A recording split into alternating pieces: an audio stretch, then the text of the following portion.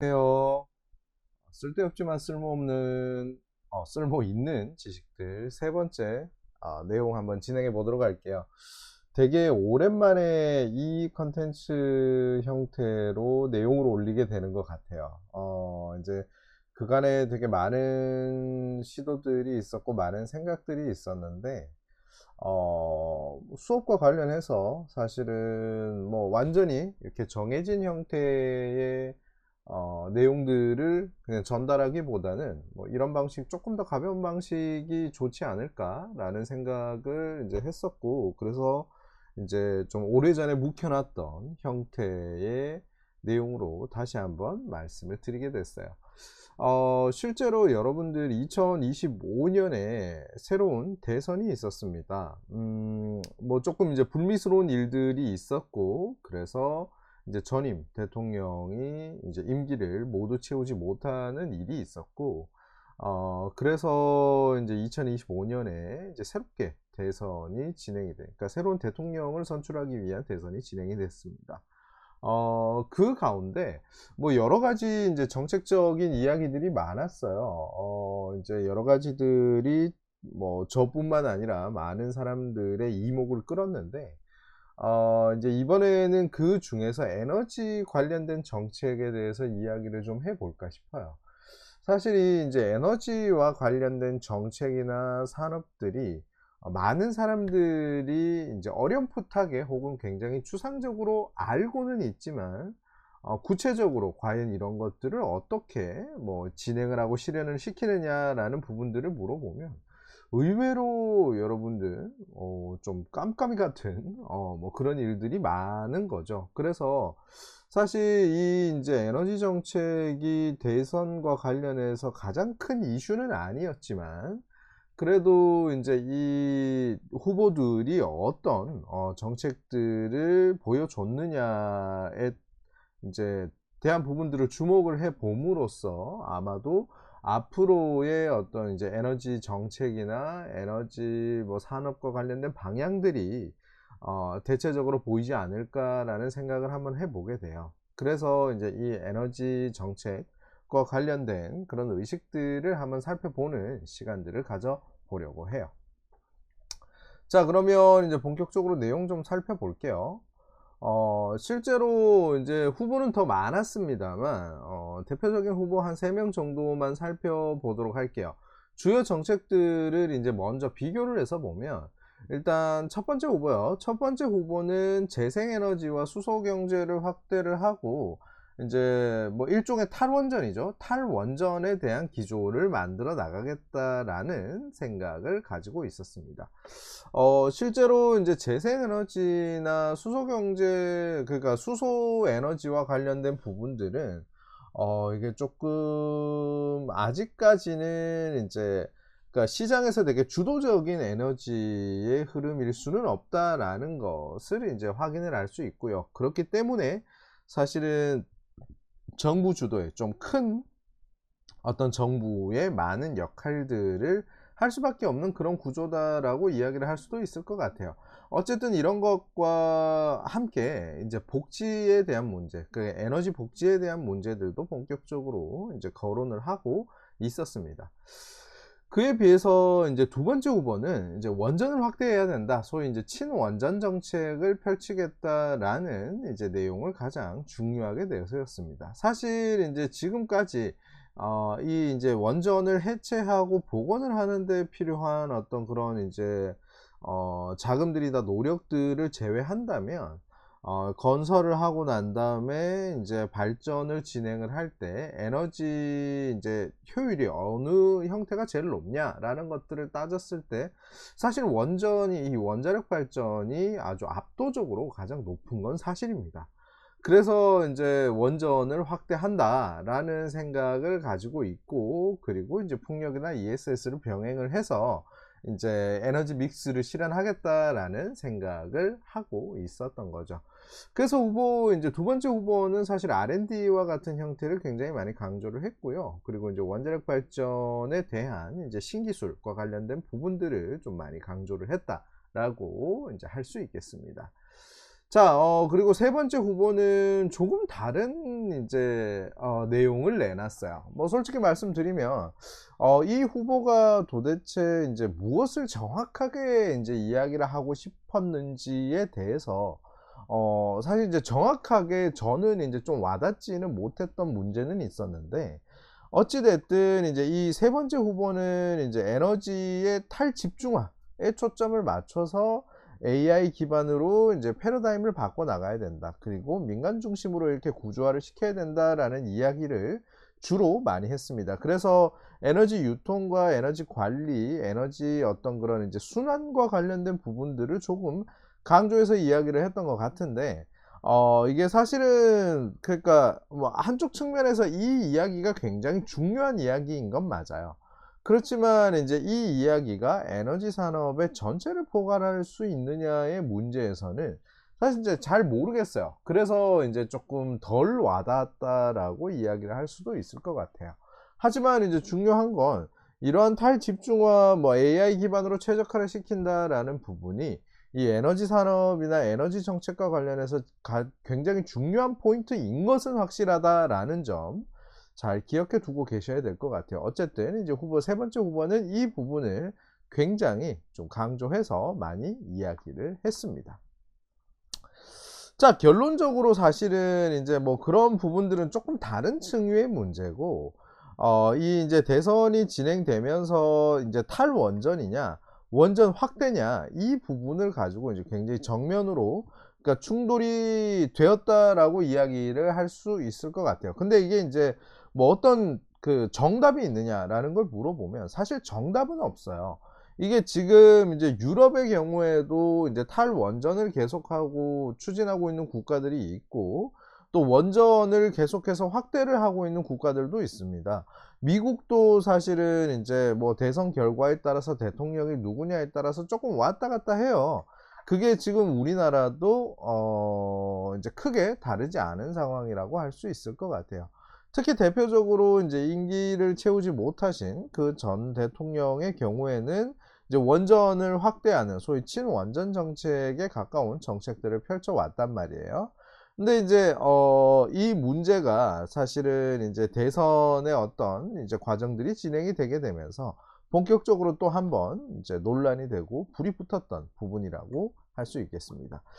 자, 그러면 이제 조금 더 이제 세세하게 이제 살펴보도록 할게요. 첫 번째 후보의 이제 재생에너지 중심의 에너지 구조 전환은 사실 이 이제 환경 문제 개선과 관련된 부분에 굉장히 긍정적인 효과를 기대를 합니다. 이게 이제 뭐 어떤 이야기냐 하면, 사실 이 원전이라는 것이 진짜 이제 친환경 에너지냐에 대해서는 다소 좀 논란이 있기도 해요. 물론 지금 이제 뭐 유럽과 같은 국가는 그러니까 그런 이제 국가들은 물론이고 이제 친환경 에너지다라는 부분들을 굉장히 강조를 하고 있는데, 지금 이야기를 하는 이 이제 탄소 중립과 관련해서는 이 이제 원자력 발전도 꽤 이제 친환경으로 인정받을 수 있는 요소가 충분히 있어요. 그렇지만 이제 이 친환경이라는 부분을 사실은 탄소 중립만 가지고 이야기를 할 수는 없잖아요. 그 이제 핵 연료 에너지가 가지고 있는 본질적인 잠재적인 문제들을 고려를 해 보면 사실 그게 종국적인, 그러니까 궁극적인 정답이 될 수는 없을 것이다라는 부분을 이제 쉽게 확인할 수 있죠. 그래서 이제 이런 것들을 과감히 좀 줄이고 이제 재생에너지 중심으로 에너지 구조를 전환한다라는 것은 탄소 중립 문제는 물론이고 이 환경 문제 개선과 관련해서 굉장히 이제 좀 주목할 만한 그런 이제 기대를 가지게 된다라고 이야기를 할 수는 있죠. 그리고 이제 이 첫 번째 후보의 되게 중요한 공약들 중에 이제 에너지 유통망과 순환 체계를 이제 구축하는, 실제적으로 구축하는 이제 그런 계획들이 좀 제시가 됐었어요. 그래서 이제 지금은 아직까지 특히 우리나라 같은 경우는 에너지를 아직까지 발전을 해서 뭐 어디론가 송출을 한다라는 개념을 좀 강하게 가지고 있기 때문에 이런 유통망과 순환 체계에 대한 실제적인 어떤 내용들이 나오게 되면 아무래도 이제 좀 기대감을 가질 수도 있는 그런 부분이 되지 않을까 싶은 생각이 들어요. 그렇지만 여러분들 이제 이게 여러 가지 의문점도 남기게 되는데, 이 '국가 주도로 생태계를 구축한다.'라는 것이 사실 이 현재의 패러다임 속에서 지속 가능성을 과연 담보할 수 있느냐의 문제를 좀 생각을 해볼 수밖에 없는 것 같아요. 그러니까 '국가 주도로 생태계를 구축을 한다.'라는 것은 국가의 어떤 지원금이나 이런 것들이 인제 쏟아져 들어가서 '이 생태계가 구축된다.'라는 것을 의미하는 것인데, 과연 이렇게 만들어진 생태계가 인제 이 자본주의 중심의 패러다임이 변하지 않는 한 시장에서 자생력을 가질 수 있느냐라는 문제들은 아무래도 좀 고민이 되는 부분일 수밖에 없죠. 사실 정부 지원 사업의 되게 큰 문제 중에 하나가, 그것을 지원을 하고 지원을 받아서 여러 가지를 시도할 수 있다라는 것은 좋아요. 근데 궁극적으로 이런 것들이 시도가 되면 인제 그 지원이 끝났을 때 자생력을 갖춘 어떤 형태를 만든다라는 것이 최종의 목적인데, 사실은 인제 '자생력을 갖춘다.'라는 단계로 나가기가 굉장히 어려운 그런 상황이다라고 말씀을 드릴 수 있는 거죠. 그래서 이 지속 가능성이라는 부분이 좀 이제 의문스러운 부분이 아닐까 싶어요. 자, 그리고 이제 '에너지 유통이나 순환망을 구축을 한다.'라는 것을, 이제 이게 현실성을 어디까지 담보할 수 있느냐의 문제인데, 이게 사실 성과라는 게 상당히 좀 애매하죠. 이게 인제 사실 일부만 건설을 해도 성과는 될 수 있는 건데, 과연 이게 이런 순환망이나 유통망을 구축하는 건 역시 당연히 굉장히 많은 어떤 자금들이 투자가 되는 부분이 될 텐데, 이런 것들을 현실적으로 어디까지 담보할 수 있느냐라는 부분들. 사실 인제 이게 풍선과 같이 이제 한쪽을 누르면 한쪽이 툭 튀어나오는 그런 형태가 되는 거죠. 그러면 다른 문제들을 인제 문제화, 그러니까 문제를 더 키우고 이 문제를 해결한다라는 형태로 진행이 되면 굉장히 또 다른 문제를 불러일으킬 확률이 높다라는 거죠. 그런 현실성을 어떻게 확보하느냐의 측면이 좀 이제 의문점으로 남아 있는 그런 상황이라고 할 수 있겠습니다. 물론 인제 정책이 진행이 되면서 뭐 어떻게 풀어 나가게 될지는 주목을 하고 지켜봐야 될 부분이겠지만요. 자, 두 번째 후보는 이제 '원전 중심의 에너지 유통 체계를 안정화한다.'라는 정책을 가지고 있었습니다. 그래서 이제 사실 기대를 해볼 만한 게, 소위 인제 SMR이라고 이야기를 하는 소형 모듈형 인제 원전이죠. 이 '미래형 원전 기술력 확보를 하고 이것과 관련된 산업 규모를 확대시킨다.'라는 점에서는 좀 이제 긍정적으로 기대를 해볼 만한 부분이었던 것 같아요. 특히 지금 이제 원자력 발전의 본질적인 한계 중에 하나가 뭐냐 하면, 이제 이 큰 그 원자로 하나를 관리를 하는데, 그러니까 아무리 이제 예측을 잘하고 관리를 잘한다고 하더라도 되게 잠재적인 그런 문제들을 모두 해결하기는 사실상 이제 좀 어려울 수도 있는 상황이거든요. 그런 면에서 이제 '미래형 원전 기술력을 적극적으로 확보를 한다.'라는 것이 상당히 이제 중요한 포인트가 될 수 있는 거죠. 자, 그리고 인제 '안정적인 에너지 유통 체계를 고도화하고 합리적인 이용을 체계화한다.'라는 기대를 좀 걸 수 있는 게, 아무래도 여러분들 재생에너지와 같은 혹은 인제 신에너지 같은 경우에 그 에너지 공급의 간헐성의 문제를 아주 궁극적이고 본질적으로 해결을 하기는 조금 어려워요. 그래서 이제 '안정적이다.'라는 것을 얼마나 확보하느냐가 신재생 에너지의 최대 이슈 중에 하나인데, 거기에 비하면 원자력 발전 같은 경우에는 상대적으로 굉장히 안정적인 에너지 공급을 할 수 있다라는 장점이 있죠. 그래서 인제 그러한 부분에서는 좀 '기대점들이 컸다.'라고 이야기를 할 수 있을 것 같아요. 근데 이제 의문점을 또 말씀을 드려 보면, 이 인제 정책의 의문점은 사실 원자력 발전에 대한 기술력을 확보하고 안전적으로 원전을 건설을 해서 확대를 하는데 시간이 굉장히 오래 걸려요. 실제로 인제 이 후보가 이제 이 그러니까 우리 인제 그 대통령 임기가 보통 5 년이잖아요. 그 5년 안에 이거를 뭐 어떻게 만들어내는 게 사실상 불가능하다라고 이야기를 할 수 있을 것 같아요. 이게 실제로 원자력 발전을 하나 건설하는데, 물론 인제 SMR과 같은 것들이 어떻게 적용되냐가 좀 다른 문제일 수는 없지만 통상적으로 20 년에서 25년 정도가 걸린다고 이야기를 해요. 그러한 것들을 어떻게 확보를 해 나가느냐라는 부분이 사실은 좀 문제가 되는 부분 중에 하나가 아닐까 싶어요. 그래서 인제 그런 부분들 좀 이제 생각해 볼 필요가 있을 것 같고요. 그리고 인제 미래형 원전 기술력을 확보를 한다라는 것은 새로운 기술을 시도를 한다라는 의미가 되는데, 이 기술력 확보 정도에 따라서 안정성 논란을 어떻게 해결할 수 있는가가 사실 굉장히 이제 퀘스천 마크, 의문점으로 남게 되는 것이죠. 어쨌든 간에 원자력 발전이라는 이 발전 형태는 늘 따라붙게 되는 문제가 이 안정성이라는 부분입니다. 그래서 이런 부분에서 사실 이제 여러 가지 의문점을 남길 수밖에 없었던 정책이었던 거죠. 자, 세 번째 후보는 사실 민간 중심의 구조하고 AI 기반으로 최적화를 한다라는 내용을 주로 제시를 했는데, 사실 이제 미래 사회 모델을 그릴 때 항상 이런 모습들을 그리죠. 그래서 이런 것들을 구현할 수 있는 가능성을 보여준다라는 점에서는 굉장히 기대를 하게 되는데, 또 그리고 에너지 유통이나 순환의 체계성이나 효율성에 대한 본격적인 고민을 했다라는 것에 대해서 굉장히 좀 이제 기대를 걸 만한 부분이었죠. 그런데 여러분들, 이러한 부분들도 좀 잘 생각을 해 봐야 되는 게, 최적화에 필요한 생산이나 유통과 관련된 인프라를 어떻게 이제 활용을 해 가지고 이 미래 사회 모델을 구현을 할지가 설명이 조금 부족했던 것 같아요. 그래서 여러 가지 그냥 퀘스천 마크가 붙어 있는 그런 이제 형태였다라고 이야기할 수 있을 것 같아요. 자, 그리고 이제 이 이야기를 하면서 세 번째 후보는 이게 민간 스타트업에 대해서 이야기를 많이 했는데, 이 이제 지금 한국이 가지고 있는 경제 구조상 민간 스타트업은 되게 한계를 뚜렷하게 가질 수밖에 없는 구조예요. 이러한 것들을 물론 넘어서는 기업들도 있겠지만, 그렇지 못한 기업들이 굉장히 많은 형태인 거죠. 그 한계를 어떻게 극복할 거냐, 그리고 탈집중화를 이제 굉장히 강조를 했는데, 그 방법들을 어떻게 구체적으로 이제 진행을 할 거냐라는 것들이 여러 가지 사실 의문점으로 남아 있는 상태인 거죠.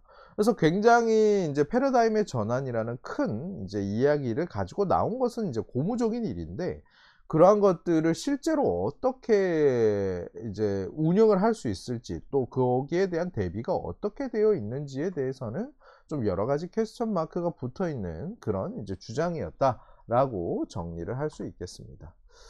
결론적으로는 이제 이러한 에너지 정책들은 결국 대통령 임기를 넘어선 복합적인 대안이 실효성 있게 진행될 필요가 있다라는 겁니다. 이 에너지 정책이 사실은 3년, 4년, 5년 만에 가시적인 성과를 내기가 생각보다 쉽지 않아요.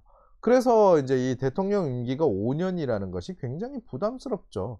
이제 지지부진하게 진행이 되다가 정권이 바뀌면 또 바뀌고 이럴 가능성들이 높다라는 것입니다.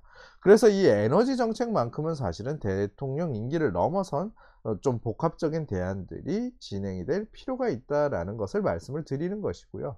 그리고 이제 뭐 다른 나라들도 사실 비슷하지만, 이게 굉장히 뚜렷한 패러다임이 필요해요. 이렇게 해야 한다라는 뚜렷한 방향성이 있고, 거기에 따라서 여러 가지 곁가지들이 붙어 가지고 하나의 정책으로 진행이 돼야 되는데, 사실은 이제 많은 나라들이 에너지 정책과 관련해서는 패러다임 자체가 이리저리 흔들리고 있는 상황입니다. 그렇기 때문에 이제 그러니까 원전을 이만큼 사용을 한다, 뭐를 얼마만큼 사용을 한다, 그래서 최종적으로 여기로 나아가겠다라는 이제 굉장히 뚜렷한 방향점이 지정되는 것이 필요하다라는 점들을 이제 좀 정리를 해 볼 수 있는 것이죠. 사실 이제 세계 거의 모든 나라들이 이 에너지 정책의 패러다임에 있어서는 지금 정립을 해 나가고 있는 단계고요. 이제 우리나라도 마찬가지라고 생각을 할 수 있을 것 같아요. 다만 여기에서 중요한 것은 여러분들이, 그러니까 우리 일반인들이 이 문제에 얼마나 관심을 가지고 접근을 하느냐가 굉장히 중요한 문제 중에 하나가 아닐까라고 생각을 합니다. 자, 쓸데없지만 쓸모있는 지식들 세 번째 에피소드 내용을 여기까지 진행을 하도록 하겠습니다. 들어주셔서 감사합니다.